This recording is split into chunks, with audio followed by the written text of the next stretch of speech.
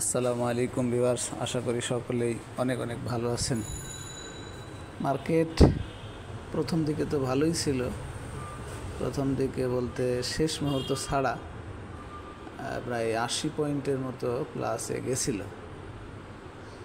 আর গত দিনের অ্যানালাইসিস বা ভিডিও আপনাদের তো অবশ্যই মনে আছে, কিন্তু শেষ দিকে এসে অত্যাধিক সেল প্রেশারের কারণে আপনারা দেখেছেন মাত্র 25 পয়েন্টের কিছু বেশি প্লাসে ক্লোজ করতে সক্ষম হয়েছে, যার কারণে ক্যান্ডেলটি কিন্তু গত পরশু দিনের যে candle inverted hammer candle bullish ক্যান্ডেলের পরে ক্রিয়েট হয়েছে, এখন এটা অবশ্যই এখানে দুর্বল ক্যান্ডেল হিসাবে সাব্যস্ত হবে, যেটি গত পরশু দিনও কিন্তু বলা হয়েছিল।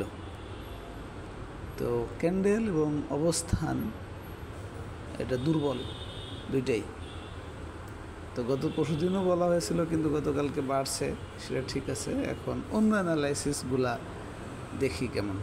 এই অবস্থা হইলেই এটাই অ্যানালাইসিস, এখন এর পরের দিন বাড়ুক বা কমুক, হ্যাঁ সেটা পরের জিনিস। এখন অন্য অ্যানালাইসিস বলতে একটা হচ্ছে, দ্বিতীয় যেটা সেটা হচ্ছে ভলিউম। গত পরশু দিন কিন্তু তার আগের দিনের তুলনায় যে বাড়ছিল, তো সেই বাড়াটা ঠিক ছিল, বাট আজকের বাড়াটা একটু ভলিউমটা আর কি বেশি বেড়ে গেছে, অর্থাৎ গতকালকের চেয়ে আজকে ভলিউমটা বেশি বেড়ে গেছে। অর্থাৎ হঠাৎ করে বেশি বাড়ার যে কথাটা আপনারা শুনে আসেন, সেইটার কিছুটা সিমটম আজকের ভলিউমটাতে দেখা গেছে। 860 কোটি টাকা হওয়ার কারণে, যদিও গত দিন ছিল 775 কোটি টাকা। আর হিস্টোগ্রামের বার সেটি কালারটাকে ধরে রাখছে, মার্কেট তো প্লাসই, ধরে রাখাটাই স্বাভাবিক, মার্কেট তো আর মাইনাস না। তবে হিস্টোগ্রামের বারটা যে বড় হওয়ার কথা, সাইজটা আর কি, সেটি লম্বা আর কি, সেটি কিন্তু হয় নাই, সেটি প্রায় সমানই গতকালকের মতোই। তো এই ছিল কুইক ডিসিশনের জন্য 3টা অ্যানালাইসিস। এখন আর একটা হলো মূল থিং, যেটা রেজিস্ট্যান্স, খুবই স্ট্রং রেজিস্ট্যান্স, অনেক দিন ধরে বলে আসতেছি, সেটা হলো 5230-এর আশপাশ। তো সেটি ব্রেকআউট করে তো উপরে উঠছিল, কিন্তু এখন 30-এর আশপাশ বলতে ওই তো মানে 30 না, এখন দেখতে পাচ্ছেন 5219।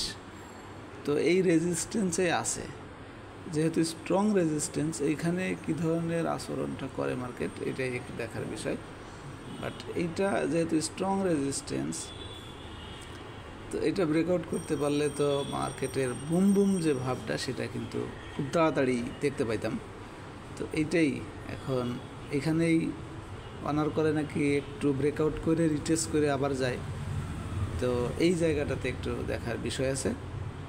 এটাই হলো এখন মূল, মানে ক্যান্ডেল তো আছেই, বাকি এই সাপোর্ট রেজিস্ট্যান্স মার্কেট একটা না পড়তে থাকলে বাড়তে থাকলে, এটা দিয়েই কিন্তু কিছুটা ধারণা নিতে হবে, অ্যানালাইসিস টেকনিক্যাল করতে হবে, এটা আপনারা জানেন। যাই হোক, আর ইন্ডিকেটরের ব্যাপারে কথা নাই। এখন এই অবস্থার মধ্যে ব্যবসা তো করতেই হবে। কোন আইটেমগুলিতে করবেন, অনেক সময় দেখা যায় মার্কেট তো অনেক বাড়লো, বেড়ে গেছে 500-700 পয়েন্ট, কিন্তু নিজের আইটেম কিছুই বাড়ে নাই। কিন্তু এই 500-700 পয়েন্ট যদি কমতো, নিজের আইটেম কিন্তু অনেক পার্সেন্ট কমে যেত। তো এই জন্য সুইচ করাও লাগে অনেক সময়, আবার না করলেও অনেক সময় ভালো হয়, ঘুরে ঘুরে নিজের কাছেও আসে। তো এই জন্য কিছুটা টাফ হয়ে যায়, সবার পক্ষে সম্ভব হয় না। যাই হোক, তো আমি যেটা সম্ভব সেটাই, প্রতিদিন একটা করে বাই লিস্ট আপনারা দেখেন, সেটা আজকে একটু দেখাই। যাদের মেম্বারশিপ নেওয়া নাই, 3600 টাকার প্যাকেজটা 3000 টাকা নিতে পারবেন, 600 টাকা ডিসকাউন্ট দিয়ে 2 বছর। আমাদের উপরের নাম্বারে যোগাযোগ করে নিতে পারবেন। আজকে মাত্র 6টা স্টকের নাম আসছে। আর এনগালফিং, মানে গতকালকে লাল ক্যান্ডেল থাকলেও এটার উপরে আজকে উঠছে এই 17টা।